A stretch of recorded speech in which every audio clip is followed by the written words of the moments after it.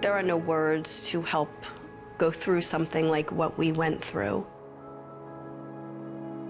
You just have to be there for them and look for signs if they're willing to talk. You couldn't walk out your front door without being smacked in the face by grief. The Monday after the incident, we got together and we had a team meeting. They were talking about, are we going to play? He just went to a funeral yesterday, and here he is going to play hockey. We took a vote. I think everybody agreed that it was good for the boys to go and play for the school. Do you really feel like you guys went about trying to do this for the victims? Absolutely. Yeah, it was all for them. What else in your life have you wanted as badly as that tournament? Nothing. Nothing compares.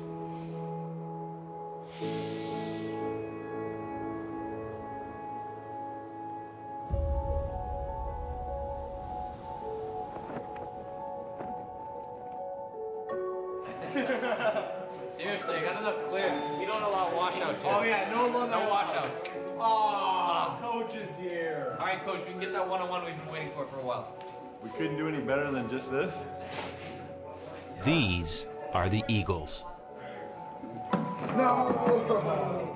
A varsity hockey team representing Marjorie Stoneman Douglas High School in Parkland, Florida. Where are you not going, Ronnie? And in this temperate environment, a game played on ice has helped form a unique bond. Hockey's big in all these boys' lives. I've known some of these kids for 10 years or so. How close are you to this group? Very close. I consider them my sons. To me, my absolute favorite part is just the teammates. Like, I just love everyone I play with. They're all a brother to me. Yeah, from the beginning of the season, I knew we were a special team. I knew that we could compete with the top teams in our league. The team is led by Captain Matt HAUPTMAN and his freshman brother, Adam, as well as senior Joey Zanobi. And by early February, Stoneman Douglas was among the top-ranked teams in Florida, with the state championship on the horizon. What were the expectations for the year? Just winning it all. Everyone knew that we had a strong group on paper, and we had to prove it on ice.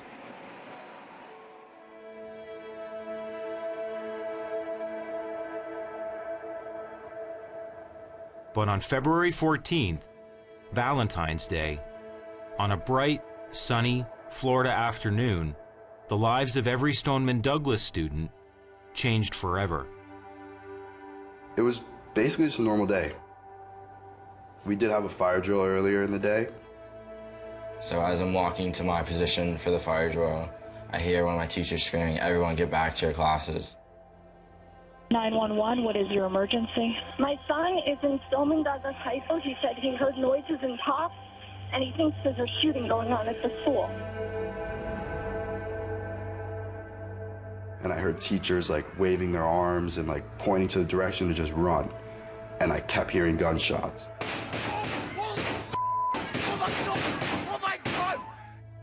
I knew that this was just a tragedy.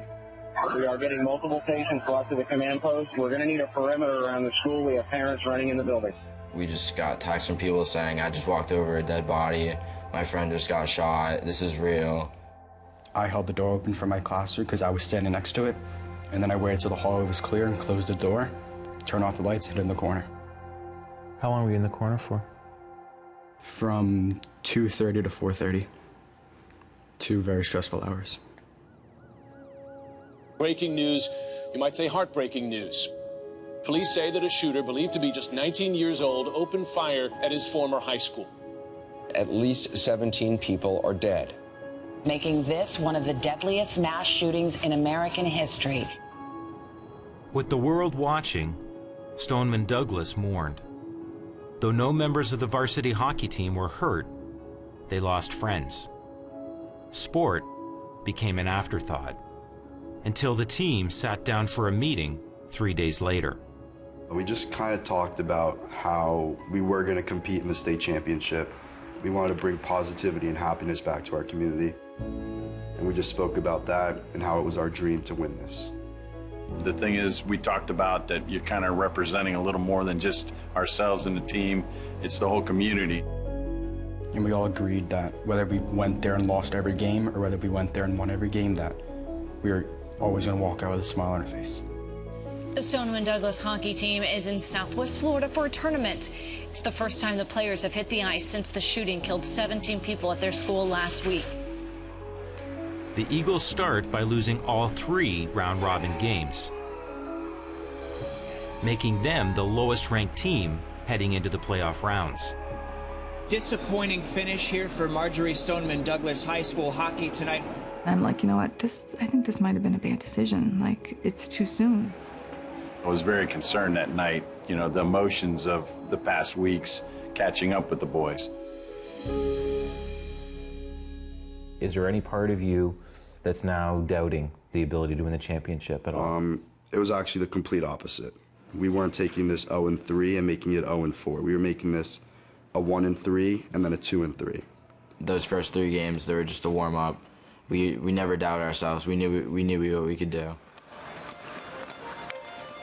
You could see that they knew it was time to play, and it was like a light switch turned on. They just came out flying.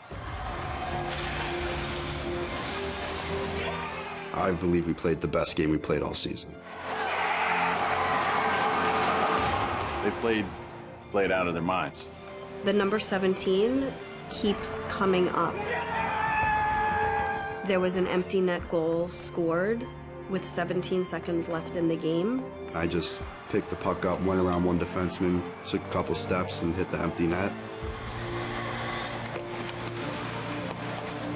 That game was just crazy. We were just playing unbelievably.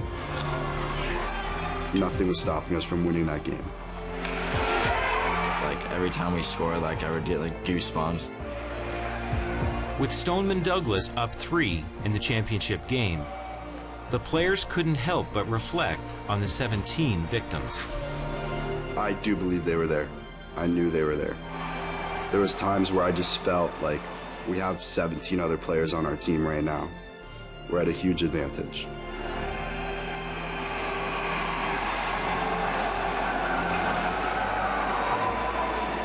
I sat there in shock for a few minutes, and I said, you know, 17 angels carried them to that victory.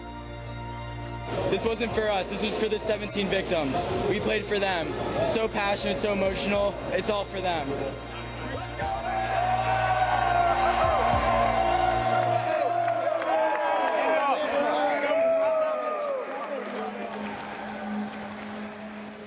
And after the championship medals are handed out, the team identifies another coincidence.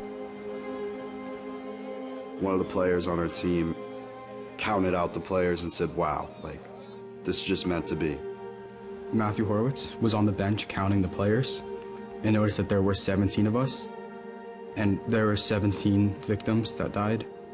So we went back to the school that day and each of us put our medals on the memorials.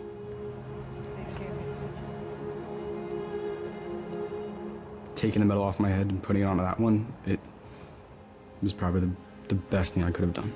It meant so much.